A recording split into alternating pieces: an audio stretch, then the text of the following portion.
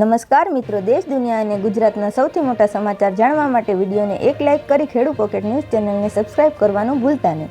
સમગ્ર ઉત્તર ભારતમાં હાલમાં તીવ્ર ગરમી અને ગરમીનો પ્રકોપ જોવા મળી રહ્યો છે. ઉત્તર પ્રદેશનું બાંદા સતત ચોથા દિવસે પણ વિશ્વમાં સૌથી ગરમ શહેરોમાંનું એક રહ્યું. બુધવારે અહીંનું તાપમાન 48 ડિગ્રી સેલ્સિયસ પર પહોંચ્યું હતું, જે મંગળવારે એક દિવસ પહેલા 48.2 ડિગ્રી સેલ્સિયસ હતું.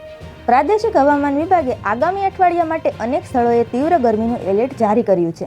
વેરા પોલીસે આંતરરાજ્ય સાયબર ફ્રોડના મ્યુલ એકાઉન્ટમાં મસમોટા કૌભાંડનો ભેદ ઉકેલ્યો છે, જેમાં પોલીસે સુરતથી 2 સાયબર ભેજાબાજો અને ગોધરાથી એક સહકારી બેંકના કરાર આધારિત બ્રાન્ચ ઓફિસની ધરપકડ કરી છે.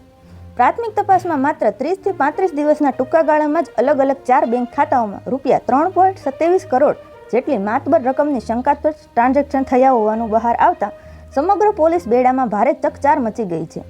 પાટણ તાલુકાના ચંદ્રમાણા ગામના એક ખેડૂત યુવાન સાથે યુવતીને દલાલો મારફતે રૂપિયા 2.15 લાખ લઈને લગ્ન કરાવ્યા હતા.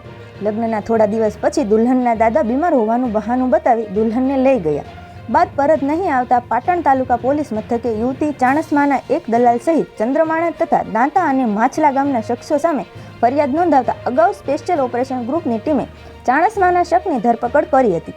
ત્યારબાદ વધુ એક હડાદના કુંવારશીશી શખ્સને પણ ઝડપી લીધો હતો.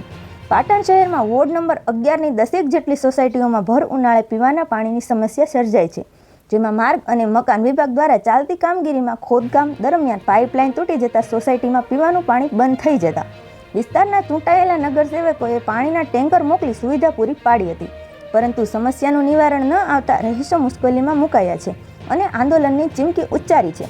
બસ હાલ માટે એટલું જ મિત્રો. ફરી મળીએ નવી અપડેટ સાથે. ત્યાર પહેલાં અમારા વિડીયોને એક લાઇક કરી ખેડૂ પોકેટ ન્યૂઝ ચેનલને સબસ્ક્રાઇબ કરી આપજો.